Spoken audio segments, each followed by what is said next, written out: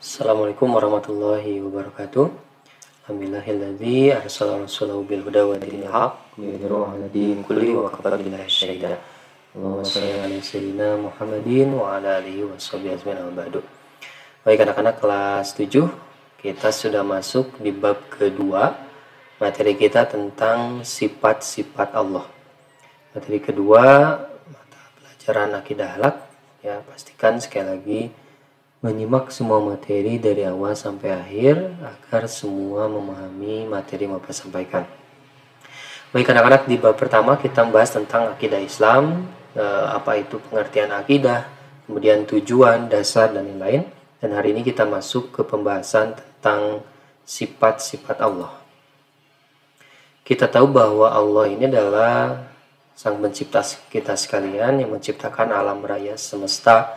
Begitupun kita manusia diciptakan oleh Allah Subhanahu wa taala, maka sudah seyogianya kita memahami sekaligus tahu apa sifat dan bagaimana ketentuannya sesuai dengan ajaran kita, itu adalah Islam. Nah, seperti di gambar yang kalian amati ini, ada alam raya semesta yang begitu sangat indah. Ini adalah ciptaan Allah Subhanahu wa taala. Nah, ada orang yang kemudian beranggapan ketika Allah itu tidak ada, Allah itu bukan Tuhan dan lain-lain seperti yang kita yakini, itu adalah keyakinan-keyakinan mereka di luar Islam ya. Nah, indahnya pemandangan di atas tidak terlepas dari Sang Maha Pencipta Allah semesta alam. Artinya Allah punya sifat, meskipun kita tidak boleh memahami Allah itu seperti makhluk. Ya, misalkan Allah itu punya tangan, punya mata, ya, punya telinga yang seperti manusia miliki. Nah, itu adalah pemahaman yang salah. Nah, dengan kita belajar sifat-sifat wajib, mustahil, jaiz Allah Subhanahu wa taala, maka indikator pencapaian kompetensi pada bab ini kalian mampu memahami bukan saja pengertian, tetapi macam-macamnya nanti juga kalian harus pahami. Nah, nanti kita akan bahas secara bersama-sama. Baik, kita masuk langsung saja ke materinya anak-anak. Sebentar. Nah, kita masuk ke pengertian sifat wajib dan sifat mustahil dan jaiz. Jadi terbagi tiga ya, sifat Allah itu ada yang disebut dengan sifat wajib, ada sifat mustahil, dan ada sifat jaiz bagi Allah Subhanahu wa taala. Yang pertama ada sifat wajib.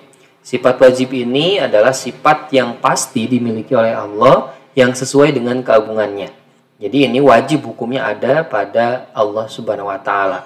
Nah, sifat wajib ini terbagi lagi. Ada yang disebut dengan sifat absiyah, yaitu sifat untuk menegaskan adanya Allah, di mana Allah menjadi tidak ada tanpanya adanya sifat tersebut. Yang kedua ada sifat salbiyah, sifat yang digunakan untuk meniadakan sesuatu yang tidak layak bagi Allah. Yang ketiga ada sifat ma'ani, sifat yang pasti ada pada zat Allah. Kemudian yang keempat ada sifat ma'nawiyah, sifat yang selalu tetap ada pada zat Allah dan tidak mungkin pada sesuatu ketika Allah tidak bersifat demikian. Nah, itu ya sifat wajib, jadi sifat yang harus ada terbagi 4. Kemudian yang kedua ada sifat mustahil. Nah, mustahil ini berarti lawan dari sifat wajib. Nah, kalau wajib harus ada, berarti kalau mustahil ini jangan sampai ada. Ya, jadi mustahil Allah ada, kebalikan dari sifat wajib. Sifat yang tidak mungkin ada dan tidak layak disandarkan pada zat sebagai pencipta alam semesta. Yang ketiga ada sifat jaiz, yaitu sifat kebebasan Allah, yaitu kebebasan yang dimilikinya sebagai Tuhan semesta alam, yaitu kebebasan untuk berbuat sesuatu atau tidak berbuat sesuatu sesuai dengan kehendaknya yang mutlak. Nah, ada ayatnya, fi'lu kulli mumkinin aw tarkuhu, memperbuat segala sesuatu yang mungkin terjadi atau tidak memperbuatnya. Nah, sifat wajib Allah seperti biasanya di mana? Di masjid-masjid ya, kalian belajar ada wujud, qidam, baqa, mukhalafatul lil hawadisi. Nah, yang itu ya. Nah, itu sifat wajib namanya.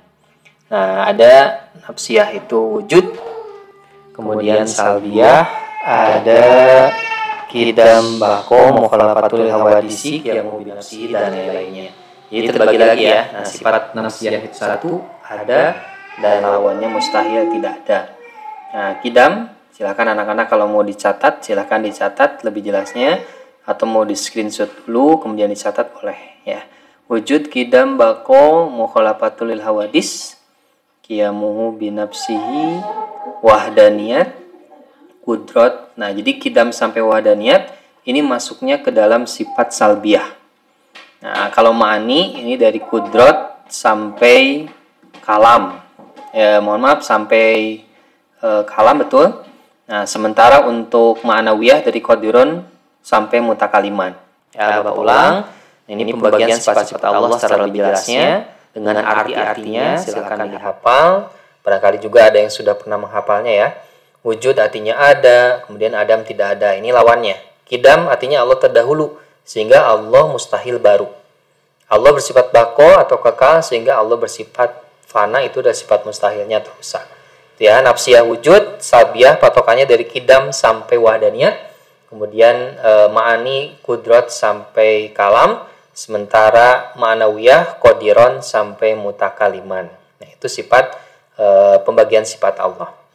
Nah, bagaimana kita harus memahami sekaligus percaya Allah itu ada, maka perlu ada bukti, atau dalam istilah kita agama Islam adalah dalil kebenaran sifat-sifat Allah. Jadi betul tidaknya sifat itu, maka ada buktinya.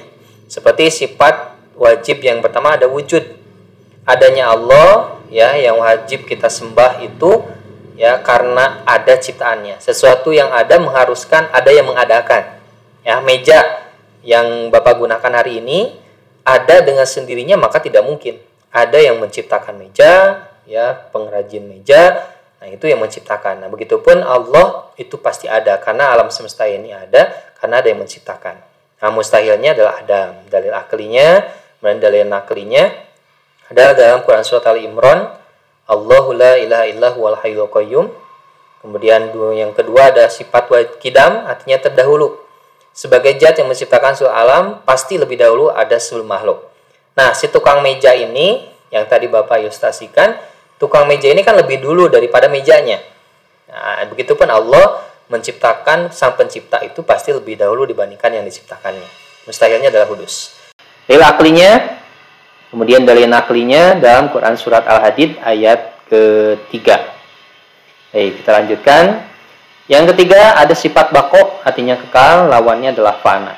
Nah, dalilnya Quran Surat Ar-Rahman, kullu man 'alaiha fan wa yabqa wajhu rabbika dzul jalali wal ikram. Semua yang ada di bumi itu akan binasa dan tetap kekal zat Tuhanmu yang mempunyai kebesaran dan kemuliaan. Kemudian yang keempat, mukhalafatul hawadis, Allah berbeda dengan makhluk. Jadi jangan pernah tadi Bapak sampaikan Allah punya mata, tapi mata penglihatan itu berbeda dengan kita. Kalau kita terbatas ya, sementara Allah tidak atau tanpa batas. Lawannya mumasalatul hawadis, artinya serupa dengan makhluk ya. Kemudian dalil aklinya Allah memiliki sifat yang sempurna. Dalil naklinya Asy-Syura ayat 11. Tidak ada sesuatu pun yang serupa dengan Dia dan Dialah yang Maha mendengar. Yang kelima, qiyamu binafsi, berdiri sendiri. Allah tidak butuh sesuatu apapun, tidak membutuhkan tempat zat yang diciptakan. Mustahilnya ihtiyaju li ghairihi, artinya butuh kepada orang lain. Dalilnya Quran Surat Al-Ankabut ayat 6. Kemudian yang ke-6, ini secara singkat saja ya anak-anak ya, nanti silakan kalian lebih dalami, tinggal dibaca saja atau diulang-ulang videonya. Wahdaniyat artinya esa, esa itu tunggal satu, ya bukan dua, bukan tiga, tapi hanya satu, yaitu esa. Nah, lawannya ta'adud, berbilang, ada dua, ada tiga, ada empat, ya Tuhan Allah kita, maka nggak mungkin berbilang. Dalil aklinya, kemudian dalil naklinya, surat Al-Ikhlas, Qul huwallahu ahad. Katakanlah Dia Allah yang Maha Esa. Yang ketujuh, kudrat, artinya kuasa. Maha kuasa dengan kekuasaan yang tidak terbatas. Nah, lawannya artinya lemah. Jadi Allah gak mungkin lemah.